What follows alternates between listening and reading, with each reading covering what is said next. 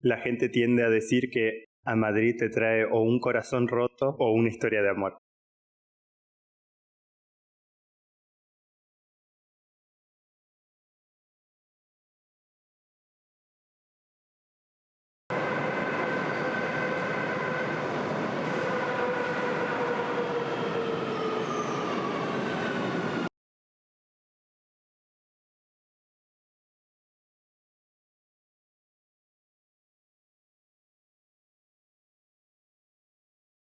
Creo que quizás esos primeros días que yo vivía en un colegio mayor, aquí por Moncloa, y justamente en Moncloa hay un parque hermoso y grande. Entonces, cada vez que yo salía del colegio mayor, de la residencia de estudiantes, que iba hacia la universidad y pasaba por ese parque, era maravilloso ver esos pinos, esos árboles tan altos. Y entonces yo recuerdo que decía, wow, estoy en otro país. La comida. Yo creo que lo intercultural que es. Es un país muy liberal, o sea, vengo de un país como Marruecos que a lo mejor por pertenecer al colectivo LGBT te pueden llevar a prisión. O sea, tienes 4 años de prisión por pertenecer al colectivo LGBT o por reivindicarte.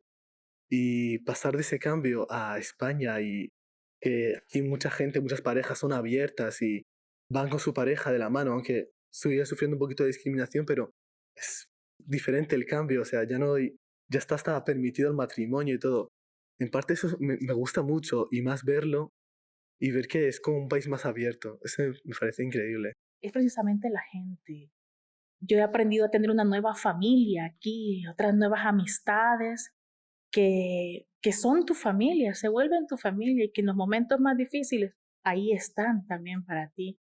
Hace 2 años yo tuve un infarto y yo desperté en un hospital 5 días después porque estuve con el coma inducido. Y la gente que me encontré con muchos amigos, gente que había estado cerca de mí estos 25 años y sentí que era como una familia, ¿no? O sea, como que cuando uno es extranjero en un país, de pronto la familia no es por la sangre, sino como que florece, ¿no? Por el cariño, por el amor, y creo que eso es tal vez lo primero que me ha venido a la mente, ¿no? Cuando una persona me ayudó, porque claro, yo viajé prácticamente solo a Madrid y no conocía a nadie. Y, y bueno, un señor con su camarera de un bar me ayudaron a buscar una habitación.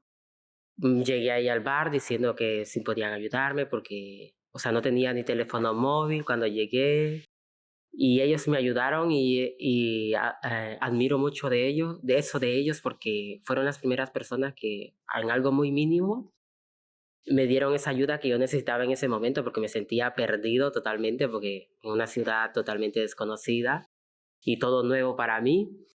Y ese es el recuerdo más bonito que tengo al poner un pie, digamos, en Madrid. Al comienzo yo salía espantado porque sentía que todos me estaban gritando, que todos me hablaban mal. Decía, pero ¿por qué me hablan mal? ¿Por qué me hablan feo? Chocou-me muitas coisas dele, por exemplo, nessa época que as pessoas falassem tão alto e que gritassem tanto para comunicar-se, não? Era uma coisa que me chamava muito a atenção e me provocava, não? E entrar num bar e ver esse barulho imenso, tum, tum, tum, tum, sempre as pessoas. E isso era uma coisa preocupante. Preocupante porque a princípio chocava-me um pouco. E logo o contacto físico. Os espanhóis a tendência é que têm um contacto físico demasiado rápido. Quando tu ainda não lhe das, não é autorização, mas há um certo passo, não? Para que tu tenhas um conhecimento de outra pessoa e vais pouco a pouco, não? O português sempre tem mais espaços, não? Para a comunicação. E o espanhol imediatamente depois ou te agarra ou te abraça e tal.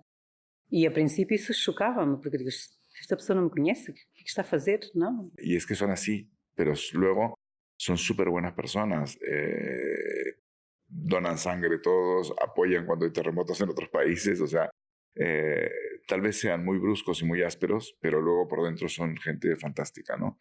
Yo me he encontrado con gente increíble en Madrid, podría decir que tengo familia en Madrid.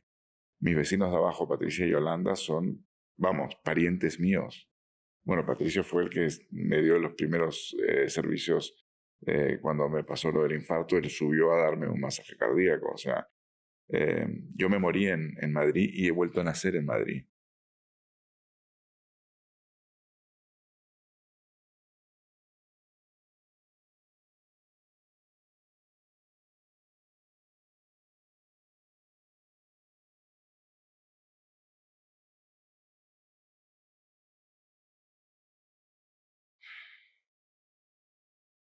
Que sí que es verdad que no es fácil. No es fácil.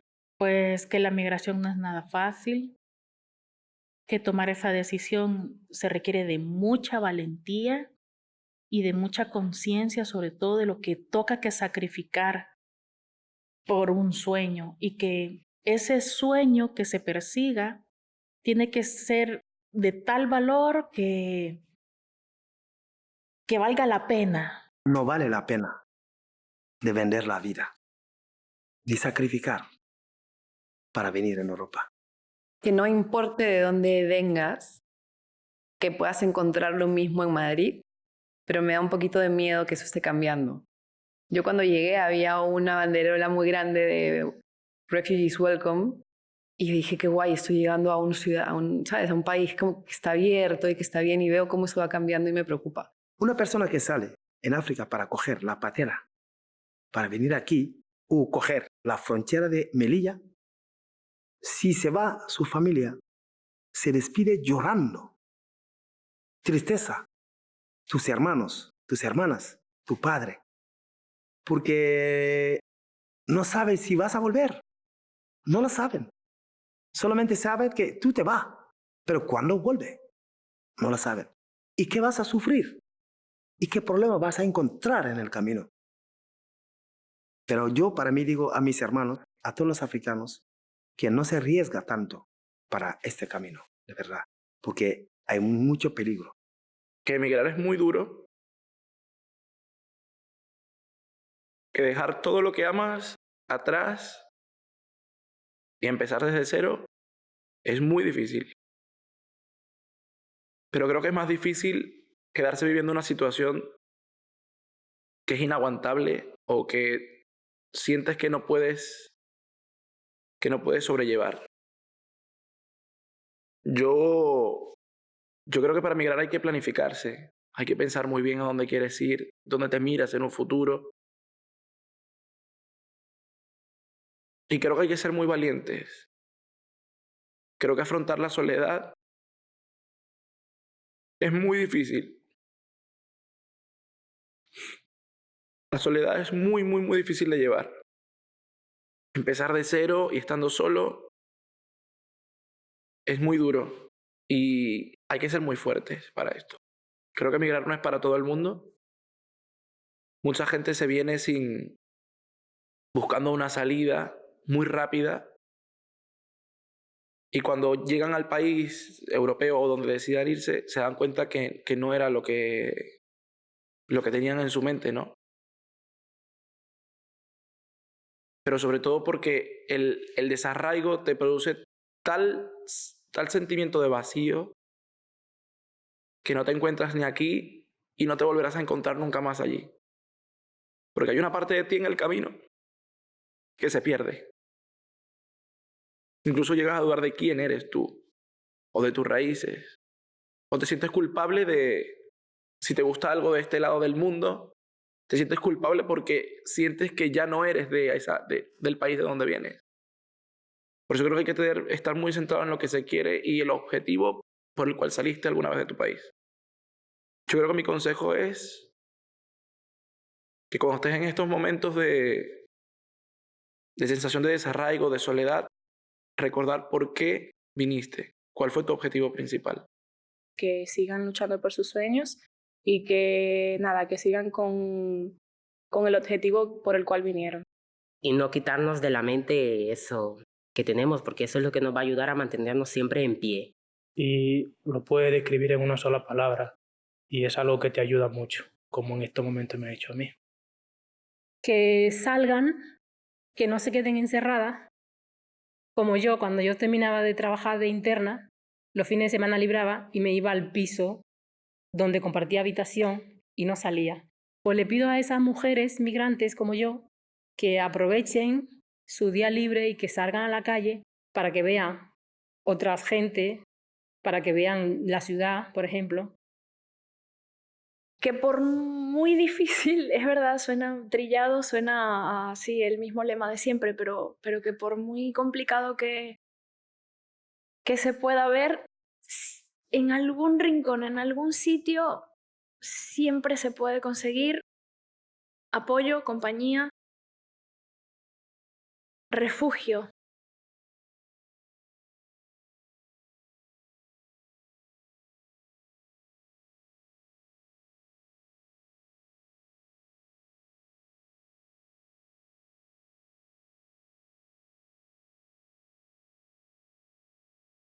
Pues la verdad, más que tomar la decisión de venir a un país, yo creo que mi situación, al igual que la de muchos otros compatriotas, fue la de huir del país.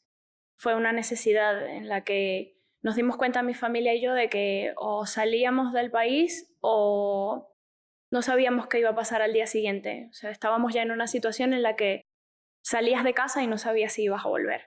Por la situación del país que no está muy bien políticamente, socialmente y económicamente. Decidimos venir a Madrid porque por la situación política, social, económica que hay en mi país. Pues quería un poco huir de la situación político-social de Venezuela. La delincuencia se estaba haciendo muy fuerte, vivimos varios momentos bastante incómodos, bastante fuertes. Mi madre fue agredida, a mí me agredieron en una estación de metro y tuve un esguince en la pierna izquierda. Y cuando vimos que unos colectivos armados, es decir, grupos civiles que están a favor del gobierno, atentaron en contra de mi edificio y varios edificios, residencias que estaban al lado, nos dimos cuenta con mis sobrinos, mis dos peques, estábamos en casa, vivimos en la planta 16 y escuchábamos como desde abajo tiraban botellas, piedras, se insultaban, tiraron toda la basura y ese fue el detonante, podríamos decir.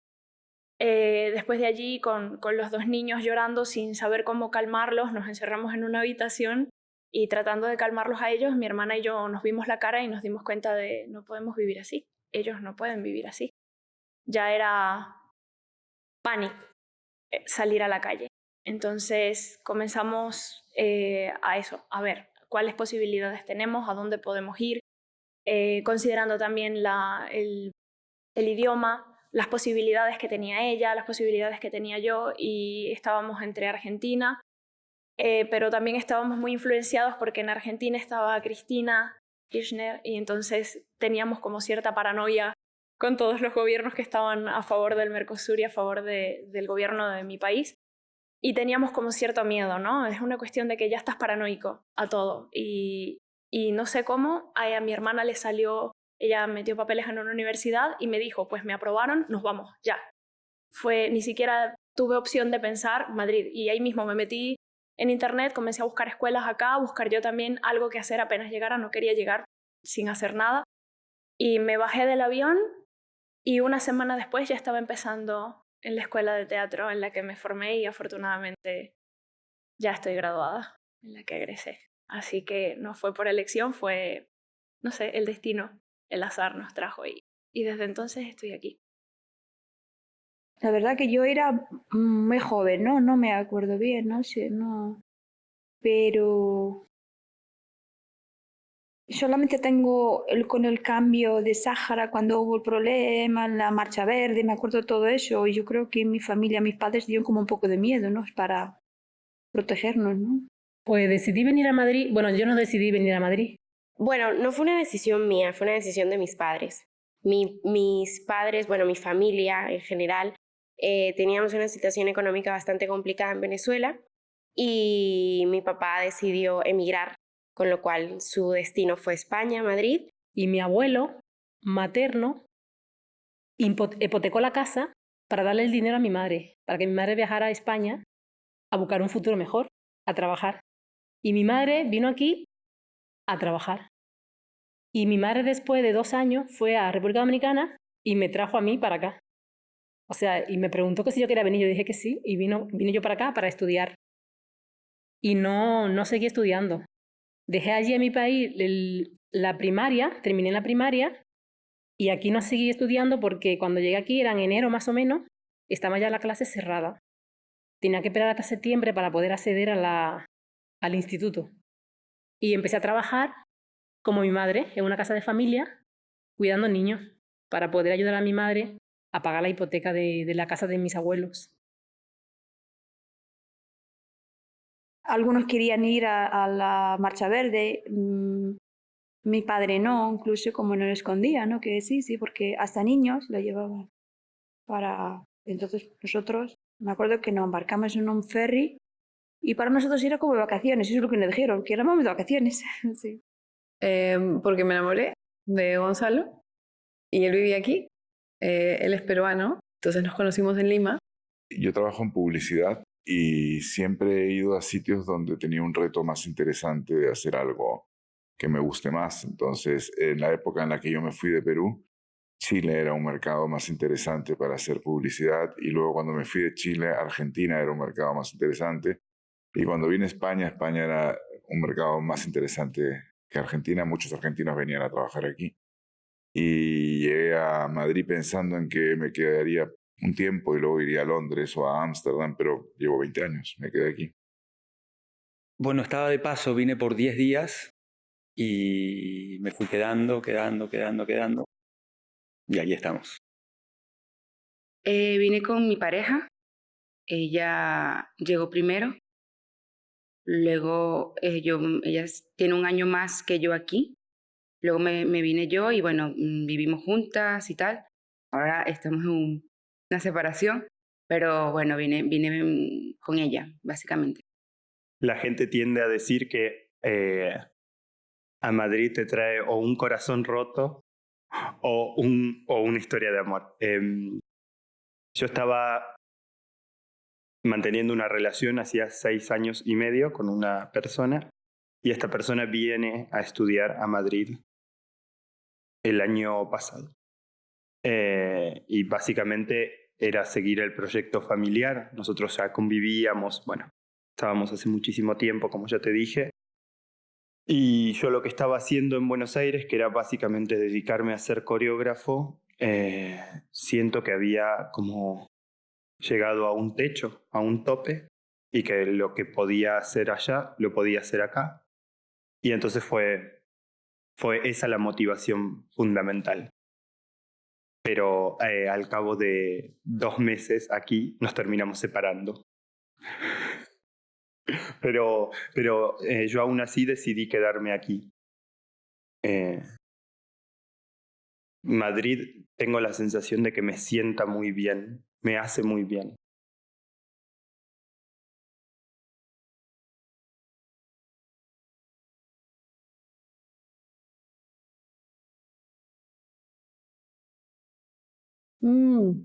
Pues básicamente en Lima está mi familia, me emociono. Pues mi familia. Bueno, mi país, mi familia, mis raíces.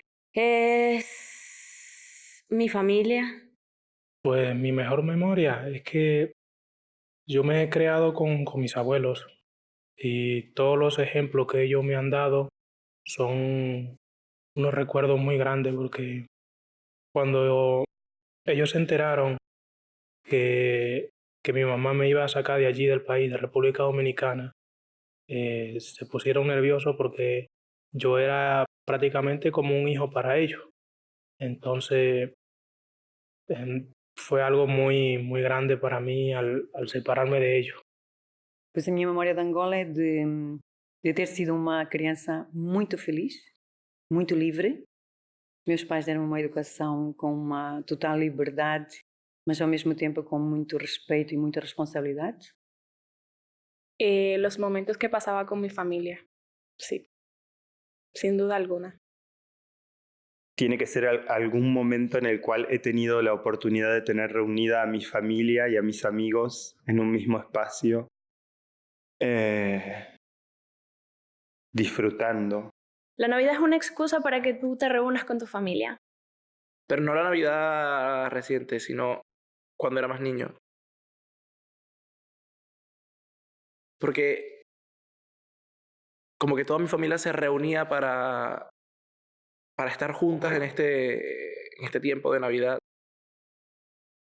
Y cuando eres niño lo vives de otra manera, ¿no? No ves si hay dinero, si no hay dinero, si el esfuerzo que hacen tus padres, no te das cuenta de eso, sino que vives una magia de la Navidad. Y yo creo que estar reunido con toda mi familia, con todos mis primos, creo que es algo que no voy a poder volver a tener nunca más. Yo creo que eso. Sí. Nosotros siempre salíamos a la calle y todos los vecinos, los hijos de los vecinos, salían a jugar. Y pasábamos toda la noche hasta la madrugada en la calle, jugando voleibol, jugando con una pelotita pequeñita, que la llamábamos pelotita de goma, y la lanzábamos contra la pared y nos turnábamos antes de que volviera. Ya tú tenías que estar allí atajándola. Hacíamos la rayuela, de todo, hacíamos de todo. Y eso era la Navidad. La comida, la familia. El tema es que las memorias pertenecen también a un factor que se llama el tiempo, ¿no? Entonces, la Lima que yo extraño en mi mente de cuando yo vivía ahí es diferente a la que soy. Mi madre ya no está. Mi madre cuando yo vivía ahí, ella vivía. Ahora ya no vive. Entonces, está mi padre y al que le quiero mucho y me gusta ir a verle todo el tiempo que pueda, pero las figuras cambian con el tiempo y entonces va variando, ¿no? Bueno, en general situaciones relacionadas con gente, con el nacimiento de mis hijos, de lo más increíble que me pasó en la vida, más allá de haber sido en Argentina, bueno, por lo que representaba los mundiales de fútbol que hemos ganado, increíbles, cuando cayó la vuelta de la democracia, cuando caen los militares en el 82, fue un momento increíble, el juicio a los militares, las vueltas con las madres, descubrimientos personales de la vida, infinitas cosas. Importante que es mi familia y mi perra. O sea, si pudiera traérmelos a todos para acá, es que no me faltaría nada. Es que me importa el ceviche, no me importa el ceviche. Ya, ¿sabes? A estas alturas es como un pincho de tortilla, a mí ya es algo que yo quiero desayunar. Al principio yo iba un pincho de tortilla y decía, ¿esto qué es? ¿A quién se le ha ocurrido comer papa sobre pan? O sea, a esta hora. ¿Qué es esto? Pero ahora un pincho de tortilla para mí tiene mucho sentido.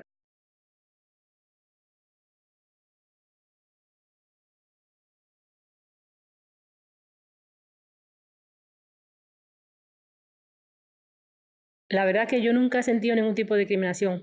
Por la calle nunca he sentido nada.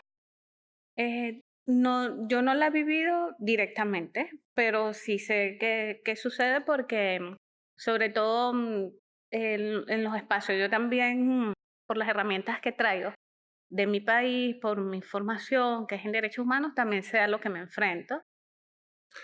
Sinceramente, es por varios motivos. Desde que era pequeño en la escuela, no era como el más popular de la escuela y todo eso, de que mucha gente a mí me discriminaba por mi tono de piel, por mi cabello, porque ahora es liso, pero en parte mi cabello natural es rizado y muy rizado. Solo que después de mucho tiempo le cogí tanto asco al pelo rizado, o sea, porque yo lo tenía antes rizado, pero al sufrir todo eso, porque sufrí bullying, sufrí mucho por mis compañeros, tuve que drásticamente decir, mira, un alisado permanente que sea siempre liso, no quiero más el pelo rizado. Ya desde ese momento empecé a cambiar mi forma, por eso lo que te decía es que estoy cambiando para intentar asimilarlo más, porque mucha gente no me entendía, no me comprendía, y más en los primeros años en los que yo no dominaba el lenguaje, era como diferente, les chocaba verme a mí, además era uno de los pocos que vivía en ese pueblo, era como diferente, mira, este es el morito.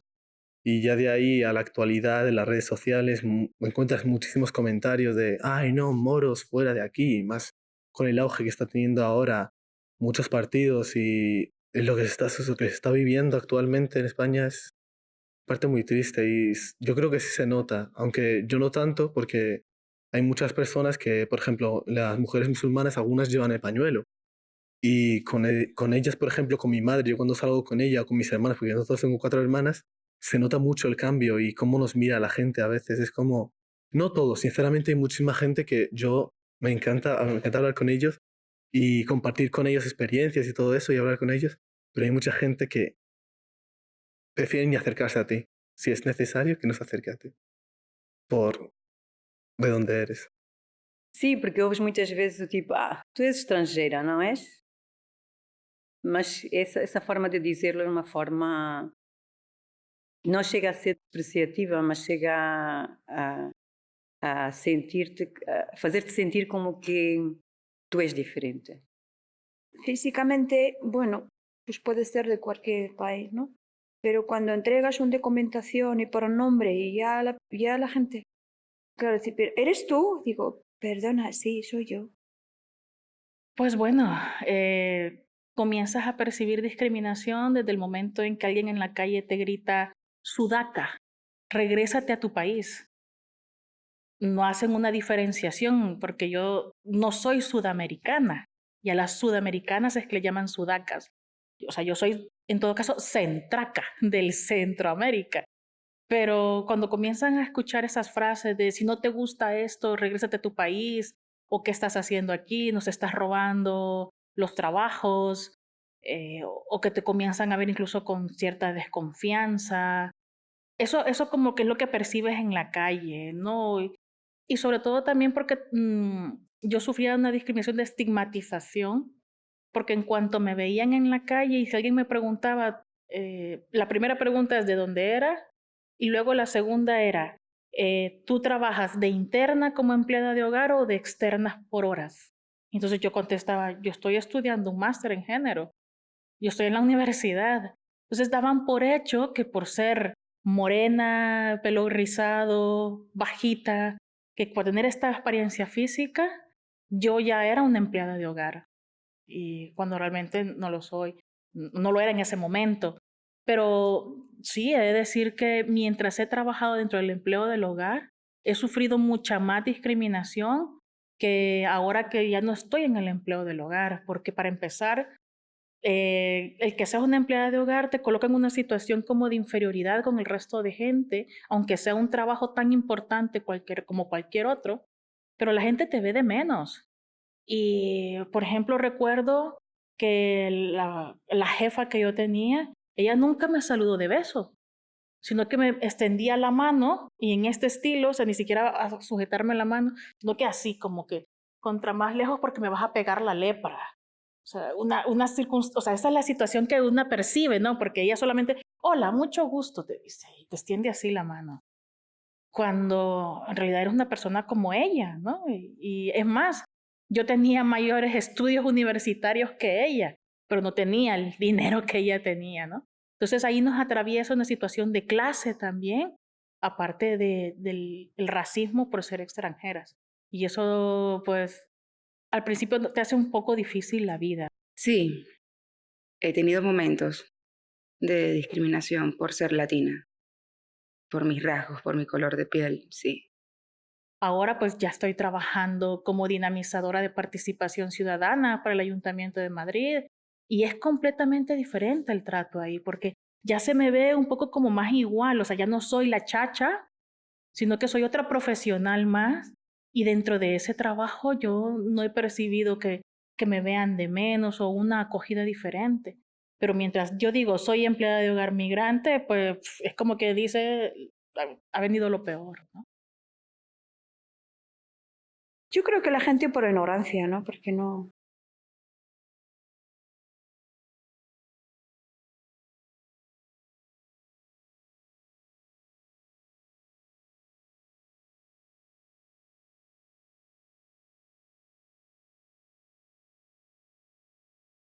Bueno, mi sueño es un mundo con la alteridad muy activa, donde el otro nos importa, donde el otro lo incluimos, donde no estamos tan separados, donde pues no necesitamos acumular algo que igual el otro está necesitando ahora, o viceversa, o no tener carencias de cosas que sobran por ahí. Mi mundo va en esa, o sea, lo que yo sueño y lo que a mí me motiva cada día tiene que ver con eso, ¿no? Y bueno, eso es como el sueño recurrente de mi vida. Y en términos de onírico, sueño desde niño, los dos sueños recurrentes que tengo desde chiquitito, uno es que vuelo y otro es que hago un gol con la selección argentina de fútbol. De hecho, lo soñé la semana pasada, la última vez, y me despierto así muy emocionado. Mi sueño es poder comprarme una casa en la playa en Venezuela y reunir a toda mi familia como cuando era niño. Ese es mi sueño. Tener mi compañía de teatro. Ese es mi sueño, tener una compañía de teatro y una sala donde estar siempre activo con el trabajo y estarme presentando. Y eso siempre lo tengo en la cabeza y lo ando siempre permanente. Y cada vez más intenso porque más que ahora soy camarero en un tablao flamenco, todas las noches estoy viendo los shows, los bailadores allí y digo yo, no, yo tengo que tener lo mío también y eso. A ver, mi sueño, hoy por hoy, el que tengo así top, es que Venezuela salga de la situación en la que está. Creo que es lo que queremos todos los venezolanos, independientemente de los sueños personales que tengamos. Creo que un sueño que está en la mente de todos los venezolanos, en el corazón de todos, es que por favor ya pare lo que está sucediendo, deje morir tanta gente y empecemos a reconstruir un país nuevo. Que va a llegar un momento en el que yo voy a poder decirle a esos mismos peques que no tuvieron la oportunidad de conocer nada, que hoy en día no hablan latino, sino que hablan castellano, poder llevarlos a Venezuela y que puedan vivirla de la misma manera que lo hice yo de pequeña. Que puedan conocer un poquitín de sus raíces, o sea, llevarlos a Canaima, llevarlos a la Gran Sabana, llevarlos al Amazonas, al río Orinoco y decirles, mira de dónde vienes. Sueño un día que África puede tener su libertad, que África sea un continente respetuoso, grande y con igualdad. Lo sueño mucho, de verdad. Y ojalá que sea. Me gustaría que no existieran fronteras. Sí. Que somos todos del mismo mundo. Sea yo de un lado o del otro, somos todos iguales. Deberían romperse esas fronteras y aceptarnos y querernos por igual.